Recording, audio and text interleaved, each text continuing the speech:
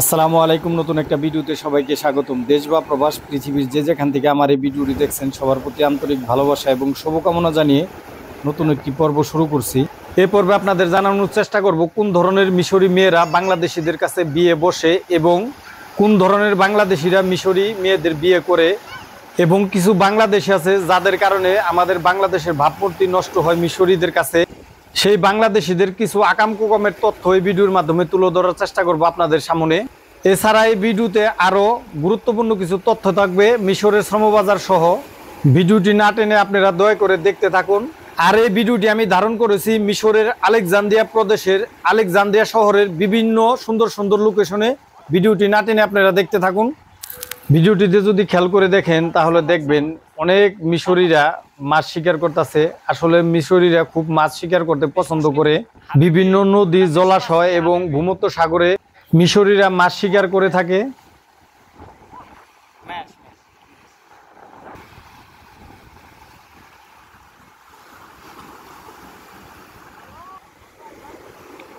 চলুন জানা যাক কোন ধরনের বাংলাদেশি ছেলেরা মিশরে বিয়ে করে এবং কোন ধরনের মিশরি মেয়েরা বাংলাদেশি ছেলেদের কাছে বিয়ে বসে।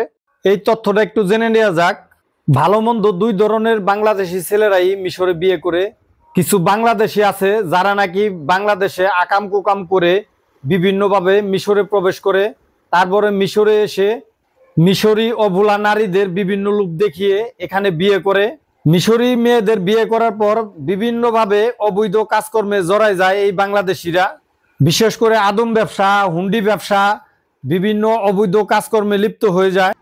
অনেকে আছে অবৈধভাবে এয়ারপোর্ট ব্যবহার করে বিভিন্ন ওষুধপত্র এবং বিভিন্ন জিনিসপত্র অবৈধভাবে ব্যাট ফাঁকি দিয়ে পারাপার করে থাকে। যদিও বর্তমানে আইন করা হওয়ার কারণে এগুলি অনেকটা বন্ধ হয়ে গেছে এবং বিভিন্ন দালালরা বিপাকে পড়ে গেছে। বিশেষ করে মিশর থেকে বিভিন্ন ইউরোপের ওষুধপত্র বাংলাদেশে অবৈধভাবে পাচার করে থাকে এই বাংলাদেশিরা। অনেক সময় এয়ারপোর্টে পাকড়াও হয়ে যায়, তারপরে বাংলাদেশে ভাবমূর্তি নষ্ট করে এই বিদেশে। এগুলি এয়ারপোর্টে ধরা পড়লে কিছুদিন জেল খেটে 5-4টা লাত্তি মেরে মিশরীরা এদের বাংলাদেশে পাঠায় দেয়। বাল বাচ্চা বউ পোলাপান ছেড়ে চিরদিনের জন্য বাংলাদেশে চলে যেতে হয়। মিশরে যে সব বাঙালিরা বিয়ে করে তার অর্ধেকেরও বেশি যাদের নাকি নৈতিক শিক্ষা নাই এবং শিক্ষাগত যোগ্যতা নাই, যাদের মধ্যে কোনো মানবতা নাই, এই ধরনের বাংলাদেশিরাই বেশিরভাগ মিশরে বিয়ে করে। এবং অনেক বাংলাদেশি আছে যারা 2-1টা ছেলে মেয়ের জন্ম দিয়ে বাংলাদেশে পালিয়ে যায় বউ বাচ্চা ফেলে এবং বাংলাদেশিদের ভাবমূর্তি নষ্ট করে মিশরে। তবে এর ব্যতিক্রম ঘটনাও আছে। এই মিশরে অনেক বাংলাদেশি ভাই বেরাদার আছেন যারা বিয়ে করেছেন এবং বাল বাচ্চা হয়ে গেছে, সুন্দরভাবে এখানে ঘর সংসার করতে আছেন, বিভিন্ন চাকরি বাকরি করতে আছেন, ব্যবসা বাণিজ্য করতে আছেন এবং সুন্দরভাবে জীবনযাপন করতে আছেন এবং বাংলাদেশের ভাবমূর্তি মিশরীদের কাছে তুলে ধরছেন। সেই সব বাংলাদেশি ভাইদের প্রতি অনেক শ্রদ্ধা এবং ভালোবাসা রহিল। মিশরে বাংলাদেশি যারা বিয়ে করে তাদের 99% বিয়ে করে প্রেম করে। বিশেষ করে মিশরি ছেলে মেয়ে এবং বাংলাদেশি ছেলেরা একসাথে চাকরি করার সুবাদে তাদের সাথে একটা প্রেমের সম্পর্ক গড়ে ওঠে। পরবর্তীতে তারা বিবাহ বন্ধনে আবদ্ধ হয়। মিশর একটি বিশাল আয়তনের দেশ। মিশরের 60% মানুষ গ্রামে বাস করে। মিশরের প্রত্যন্ত গ্রাম অঞ্চলের মেয়েগুলি এই শহর অঞ্চলে এসে গার্মেন্টসে চাকরি করে এবং ভাড়া থাকে।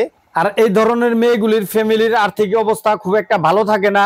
মিশরীদের বিয়ের মধ্যে যেহেতু অনেক খরচ, মেয়েদের যেমন বিয়ে বসতে হলে ছেলেদের অনেক আসবাবপত্র দিতে হয় এবং ছেলেদের যেমন মেয়েদের বিয়ে করলে মেয়েদের নামে বাড়ি করে দিতে হয়।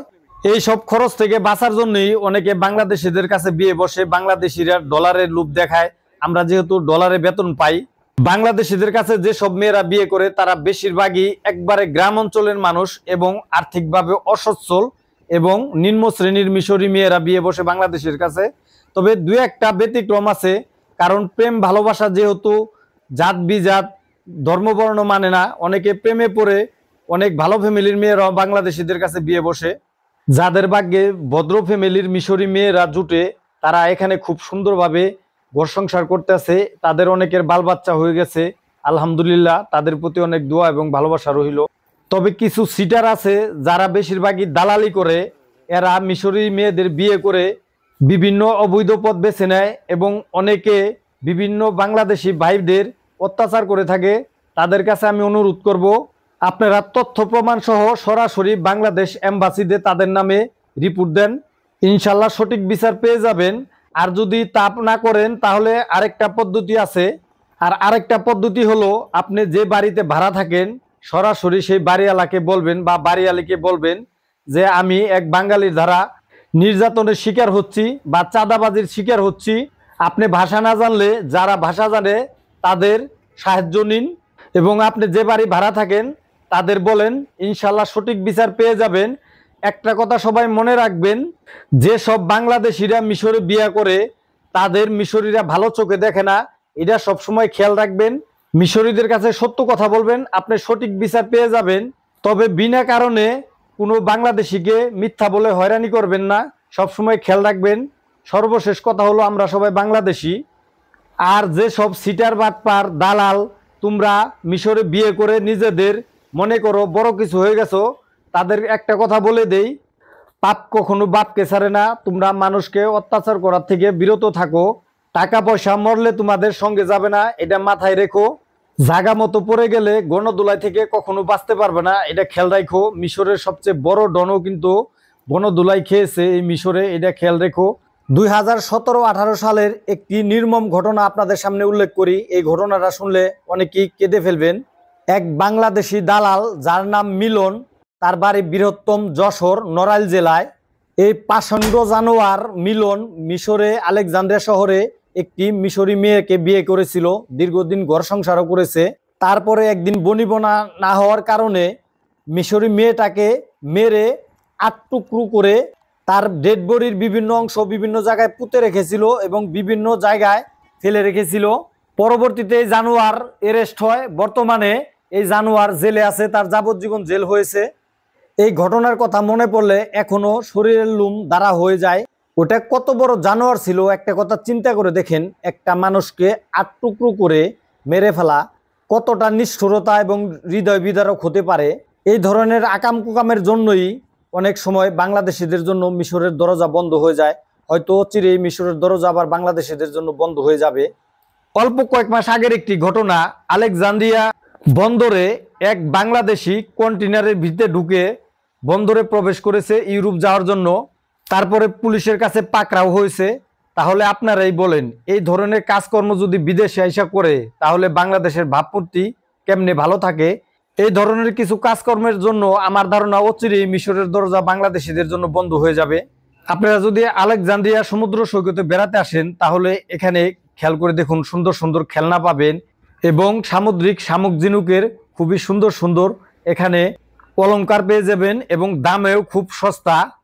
তাছাড়া এখানে মিশরের প্রাচীন কিছু নিদর্শনও পেয়ে থাকবেন, টাকার বিনিময়ে ক্রয় করতে পারবেন। ফেরাউনের মমি সহ বিভিন্ন জিনিস এখানে ছোট ছোট পুতুল আকারে সাজিয়ে রেখেছে। আমার ভিডিওটি ভালো লাগলে দয়া করে আমার চ্যানেলটি সাবস্ক্রাইব করবেন। ইতিমধ্যে যারা সাবস্ক্রাইব করেছেন তাদেরকে অসংখ্য ধন্যবাদ। আর আমার চ্যানেলটি যারা এখনো সাবস্ক্রাইব করেন নাই কিন্তু আমার ভিডিও দেখেন, তাদের প্রতি অনেক শ্রদ্ধা এবং ভালোবাসা রইল এবং যদি সম্ভব হয় দয়া করে আমার চ্যানেলটি সাবস্ক্রাইব করে দিয়েন। আর যারা কাজের সন্ধানে মিশরে আসতে চান তাদের কাছে অনুরোধ, আপনাদের আমি হাত পা ধরে অনুরোধ করছি, দয়া করে আপনারা গার্মেন্টসের ভালো কাজ না জানলে মিশরে আসবেন না। মিশরের অবস্থা খুবই খারাপ। বিশেষ করে গার্মেন্টসের সুইং অপারেটরের ভালো কাজ জানলে আপনারা মিশর আসুন, ইনশাল্লাহ ভালো স্যালারি পাবেন। দালালদের মিষ্টি কথায় পড়ে অন্য কোনো কাজের কথা বলে ফল বাগান সহ বিভিন্ন সেক্টরে কাজ দিব, 50-60 হাজার টাকা বেতন দিব। এই লুবে পড়ে যারা মিশর আসবেন তারা ঠকবেন। আর আমারে অনেক ভাই বেড়াদার ফোন দিয়ে থাকেন এবং অনুরোধ করেন আপনাদের মিশরে আনার জন্য। আমি তাদের কাছে মাপ চাই, ক্ষমা চাই ভাই। আমি যেহেতু আদম ব্যবসা করি না, মিশরে খারাপের মধ্যে অনেক ভালো ভালো আদম ব্যবসায়ী আছে যারা সুনামের সাথে ব্যবসা করতেছে। তাদের আপনারা ধরেন, তাদের কাছে টাকা পয়সা দিলে কখনোই মার যাবে না এবং হয়রানিরও শিকার হবেন না। আমি যেহেতু আদম ব্যবসা করি না ভাই, এর জন্য আপনাদের কাছে আমি মাপ চাইতাছি। আপনাদের আমি কোনো হেল্প করতে পারব না। তবে হ্যাঁ, কারণ নাম্বার দিয়ে বা কোনোভাবে যদি আমার পরামর্শ চান, পরামর্শ দিয়ে আপনাদের আমি সহযোগিতা করতে পারবো। কিন্তু আমি সরাসরি কাউকে মিশর আনতে পারবো না ভাই, কারণ আমি এই লাইনটা পছন্দ করি না। আমার দীর্ঘ প্রায় 10 বছর মিশর প্রবাদ জীবনে আমি একজন আত্মীয় স্বজন বা একজন মানুষকে এখন পর্যন্ত মিশরে আনিনি। তবে মিশরে আসার জন্য অনেককেই পরামর্শ দিয়ে হেল্প করেছি, সহযোগিতা করেছি। অনেকে আমাকে ফোন দেন এবং কমেন্ট করেন মিশরে ব্যবসা করার জন্য, ব্যবসার ব্যাপারে জানার জন্য। আমি সবাইকে অনুরোধ করি ভাই, মিশরের বর্তমানে অর্থনৈতিক অবস্থা ভালো না। এই দেশে আপনি কি ব্যবসা করবেন? এরাই এখন অনেক কষ্ট করে চলে। যেসব কন্টেন্ট ক্রিয়েটরদের কন্টেন্ট দেখে আমাকে ফোন করেন, বলেন উমুকে বলে ব্যবসার অভাব নাই, তুমুকে বলে ব্যবসার অভাব নাই। ভাই, আমি ভিউ ব্যবসায়ী না, আমি একজন চাকরিজীবী। আমার ভিউ বেশি হওয়ার জন্য আমি মিথ্যা বলতে পারবো না। আমি শুধু আপনাদের একটা কথা বলবো, যদি সম্ভব হয় তাহলে মিশর থেকে আপনারা ফল ফ্রুট আমদানি করতে পারেন, অথবা মিশরে কৃষি খামার করতে পারেন। তাছাড়া আমি এই দেশে কোনো ব্যবসা দেখি না, কারণ মিশর কোনো বড় লোক দেশ না, এটা সবাই মাথায় রাখবেন। আমি মূলত একজন প্রবাসী এবং চাকরিজীবী। ভিডিও করতে ভালো লাগে, এর জন্য 12 ঘন্টা অফিস করার পরও কষ্ট করে আপনাদের জন্য ভিডিও বানাই। আপনারা অনেকে আমারে ভালোবাসেন, আর কিছু না। আমার ভিডিওতে কোনো কম্পিউটারের ছোঁয়া নাই। আমার যদি ভুল না হয় তাহলে আমার ভিডিওতে আমি কখনো মিথ্যা তথ্য প্রচার করি না। ইউটিউবটা আমার কাছে অনেক সম্মানের জায়গা, ইউটিউবটাকে আমি অনেক সম্মান করি। ইউটিউবটা আমার কাছে টাকা কামাই না, মেশিন না যে না আমি মিথ্যা তথ্য প্রচার করে ভিউ ব্যবসা করে আমি অনেক টাকা পয়সার মালিক হয়ে যাব। আমার পরামর্শ পেয়ে কোনো ভাই বেরাদার যদি উপকৃত হন, তাহলে আমাকে কখনো কোনো দিন মিষ্টি বা চা খাওয়াতে হবে না, কোনো টাকা পয়সাও দিতে হবে না। আমার জন্য একটু দূর থেকে দোয়া করলে আমি অনেক খুশি হব। আর যারা মিশর ভ্রমণে আসতে চান তারা নিশ্চিন্তায় মিশর ভ্রমণে আসতে পারেন। মিশরের ভ্রমণ খরচ অনেক কম। মিশর একটি সুন্দর দেশ। মিশরের ইতিহাস ঐতিহ্যের কোনো অভাব নাই। মিশরের খাবার দাবার সবই সস্তা এবং মিশরে প্রচুর পরিমাণে ফল হয়। এখানে ফল একেবারেই সস্তা।